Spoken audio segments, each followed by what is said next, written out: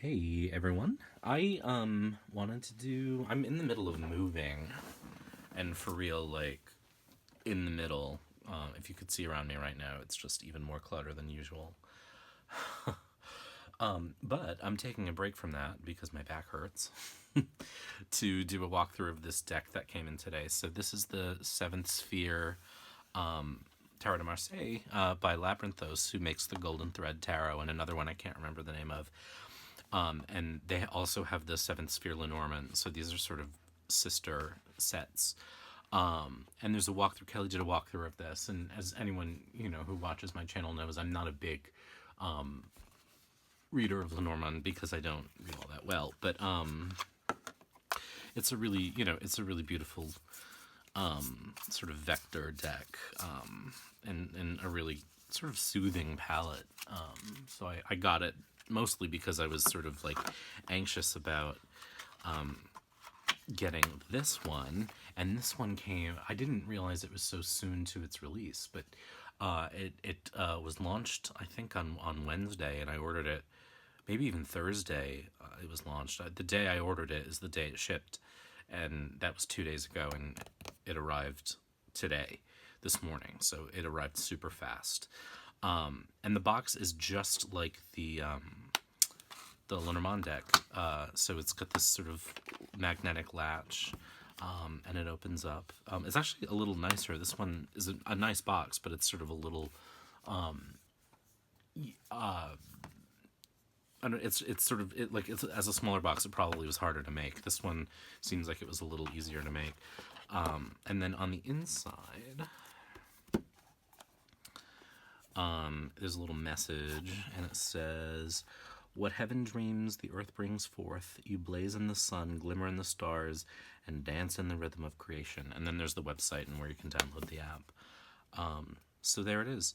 So it's a Tarot de Marseille style deck, I would say. I think actually for a purist, they would probably say this isn't really a Marseille deck.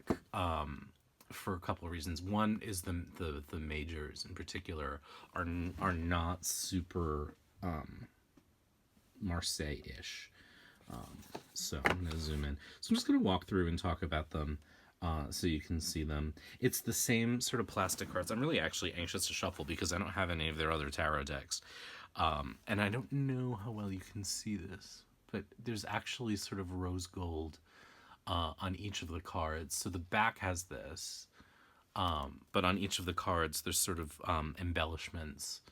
Hopefully you can sort of see that with the title or keyword, and then just little sort of moments of it on the card. And then there are two extra cards, which I will probably not use. I don't tend to use them very often, but there's Return, and then there's this beautiful Tree of Life. And so then we get into the deck. So you can see right out of the gate that the pips are very TDM, but the majors are not. In fact, they're lovely, and I'll walk through all of them.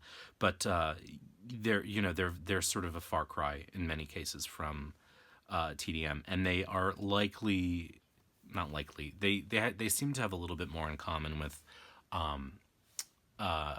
like Rider-Waite-Smith type majors, which is fine, but it's and it's beautiful, and of course, beautifully designed. So I'll go through the majors and then I'll show the suits. So here's the Fool.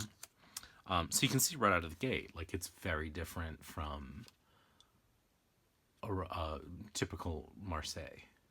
And I'm trying to sort of show you the embellishments, but that's the Magician. And then here's the High Priestess. They are beautiful cards. The art. Something I've noticed with a lot of, I think these are vector images, but something I've noticed with a lot of vector graphic designers lately is they've managed to find a way to breathe a lot of life into the cards. So here's the Empress. One thing that I think this shares with Tarot de Marseille is the simplicity of the images. This is astonishing, a stunning card. Here's the High Priest.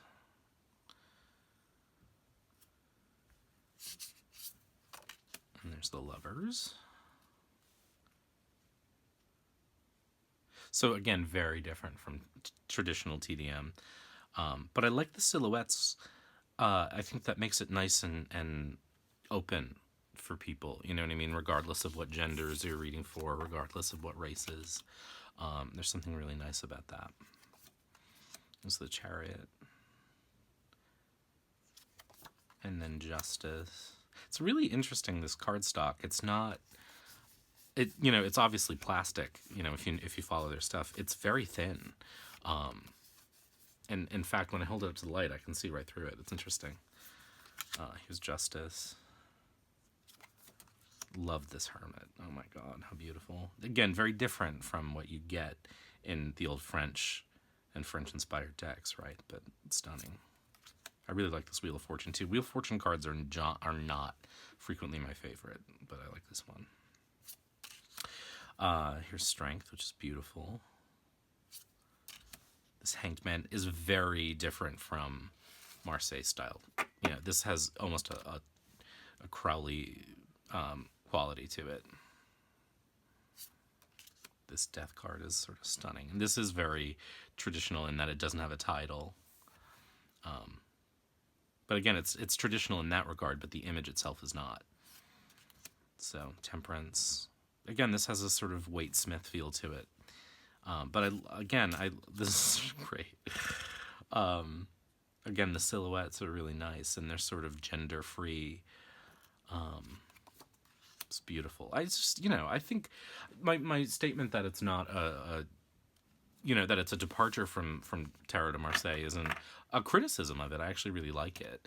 But I think for purists, they would say this isn't, and it's not in that regard. But I think it takes the experience of that older art and makes it into something fresh, which, I'm always looking for, especially because I really have, in my readings for others, are tending to use almost exclusively these kinds of decks lately. The Star is beautiful. And again, it's probably hard to see, but you have these sort of rose gold decorations on the cards. This Moon is beautiful. Very Pamela Coleman Smith. A nice sun, no people on it. No creepy babies, as would be said in chat. This Judgment card is really gorgeous. I mean, I keep saying that. The deck is really a stunner, and then this world is a stunner. And so when you get the deck, within that is the 2 extra cards would follow here. But I did separate them. So we'll go through, and we'll just go through the pips more quickly. But they are beautiful. I wonder how, and they all have the embellishment too. So it's, it's not, they haven't been left behind. I guess just the aces do. All right, so they have been left. But, so here's the ace. And then we go through, and they're really, really breathtaking, I think. I mean, they're just sort of fresh and clean, and these are straight up, very, very much like the French Tarot de Marseille decks. But just a different coloration and a like a more modern, fresh feeling to them.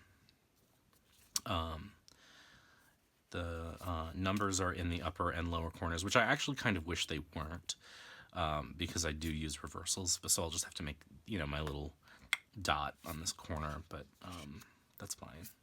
And then the courts are very different again. So the 2 through 10 of each suit really are very like the Marseille decks. Everything else is sort of its own thing, or derived from like a more Rider-Waite Smith or like Golden Dawn kind of system. But I really like them. And you get the sort of flames here in the suit of wands for fire. And the silhouettes for each set, I think, if I remember correctly, are fairly similar, but I do like them. And then the colors sort of change. So here's the Ace of Cups. And then this really beautiful too. Look at the fish. That's really cute. I just think it's really, it's just got a very spring feel to it, which is nice. So I'll try to move more quickly. I like this upside down cup. The Suit of Cups you can always sort of see when they're reversed and upright, but this one, would be a little different. So So again, if you're familiar with TDM, you'll be familiar with these. And then here we get into the quartz. The quartz do have the rose gold on them. And again, I like that they're silhouettes a lot. There's the queen and the king. So, and then here we go into swords. And again, I'll just move through. I really like this suit a lot, actually. There's just something really like the chi of the of the cards are really beautiful. I just love the flow of them. This may be one of my favorite suit of swords in any deck, regardless of whether it's Pip or Rider-Waite-Smith inspired. It just has a beautiful sort of movement to it that I love. And I like the colors too. There's like a richness, even though it's sort of pale colors. There's like this suit has like a real richness to it. And then we get the page and the knight. Love this knight and the queen and the king. So you can see similarities to the King of Wands here. I'm gonna make a mess, right, as I always do. See, he's got like the same crown and slightly shorter beard, but there's just some similarities there. And then we get into the coins, which are very much like pentacles in this deck. And there's this ribbon is sort of very traditional, but it also ties it a little bit to Rider-Waite-Smith. So this might be a nice transition deck for folks who are sort of interested in dipping their toes in the water of Marseille decks, but not lovers of the coloration of the traditional ones. Or if you like it, but you have clients who sort of don't, or they're you want to see something that people think are more traditional because it has the pentacles in the coins, and you can call it either thing. So it reminds me some of it a little bit of the Marshmallow Marseille, but it's really unlike anything else. It's definitely a sort of a hybrid of its own. I really like this one too. Of its own kind. And there's, again, the king is very similar. So I've been really wanting to shuffle this deck because of this interesting plastic cardstock. So I wanted to get this done, even though everything's so crazy, because I really wanted to try it. It's really bendy. Oh, wow. Yeah, it's nice. I've never sort of... It's really slippery. I've never actually experienced cardstock like this before. Look at that. I mean, it takes no effort to shuffle it, to bend it.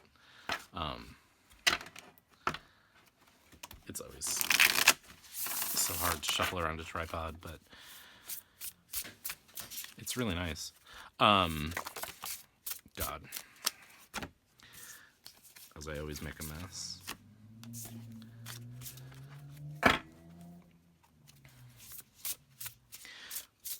It probably takes a little getting used to because it is so unlike anything that you've ever sort of shuffled, unless you have one of their other decks. But it's very pliable. And waterproof.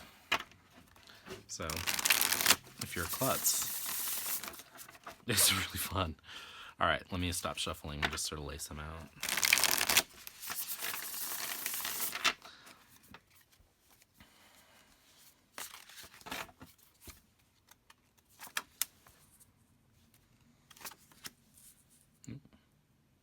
Oh, look at that. That's nice.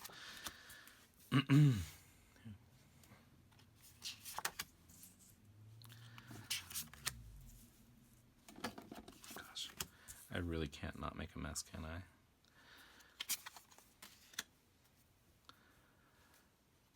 So they really look nice out in the spread, and the colors are really kind of easy on the eyes and very like soothing.